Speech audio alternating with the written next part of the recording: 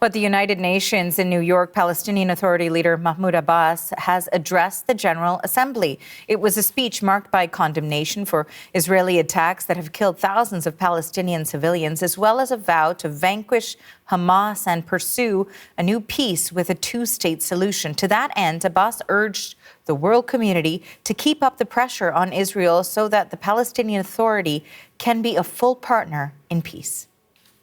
In the West Bank, including East Jerusalem, the capital of the state of Palestine, the extremist Israeli government continues to implement its settlement policies through illegal settlement expansion and developing projects for annexing settlements. The latest was the construction plan for E1, which would divide the West Bank into two parts and would isolate occupied Jerusalem from its surroundings and would undermine the option of the two-state solution in a blatant violation of international law. Abbas was speaking virtually because the Trump administration has refused visas for dozens of Palestinian officials. His address comes at the same time as a growing international push for Palestinian statehood. Canada, the UK, France and Australia are among countries who have recognized Palestinian statehood either just before or during this latest UN session. Meanwhile, we know the United States and Israel have condemned those decisions. Senior international correspondent Sasha Petrusik is in Jerusalem with more on what Mahmoud Abbas had to say in his speech.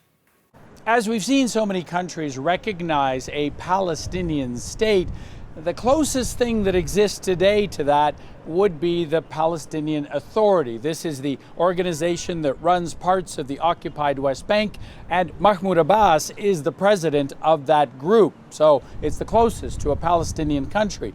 He addressed the General Assembly today by video link because the United States would not give visas to Palestinian officials to come to the United States as part of its position in supporting Israel over the last little while. Now, what we saw today was really an appeal to a group of countries and leaders who are pretty open to listening to what the Palestinians have to say. In fact, that's why they went down the road of recognizing that Palestinian state.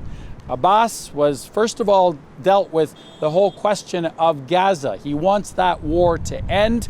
He said that Israeli troops should pull out after that point. All the hostages should be released, along with Palestinians who are in Israeli jails. And there should be aid, lots of aid that goes into Gaza itself to try to end the starvation and the suffering there. He went beyond that, though, and he said that in the short term, after that is done, the group that he's part of, the Palestinian Authority, should take temporary control of the government of Gaza. Hamas would not have any role there, but this would be a temporary thing, and eventually the international community and especially the Arab community would help out, perhaps through some sort of a peacekeeping force that would help with the governing and the security in Gaza. Now, all of this does mesh with what U.S. President Donald Trump has been proposing to Arab leaders over the past few days. We know he's been talking to them about some kind of a peacekeeping force, asking for contributions. And so it's an open question whether this is going to appeal to the Americans, that maybe they'll want to work with the Palestinians and perhaps nudge Israel in that direction, or whether it will take Israel's side as it has for a long, long time. As far as Abbas is concerned, he made it very clear that the Palestinian groups no longer want to be under the thumb of Israel. Here's what he said. Ladies and gentlemen, just 3 days ago, we met at a high-level international conference in New York under the joint chairmanship of France and the Kingdom of Saudi Arabia, with wide-scale international presence and united positions that expressed a genuine international will to put an end to this historic conflict. by recognizing the state of Palestine, ending the occupation, and returning hope to both the Palestinian and Israeli people. Now, as far as the occupied West Bank is concerned, he also demanded that Israel stop installing new settlements, expanding the settlements that are there, and certainly not even think about annexing the West Bank, as many settler groups have demanded, especially now.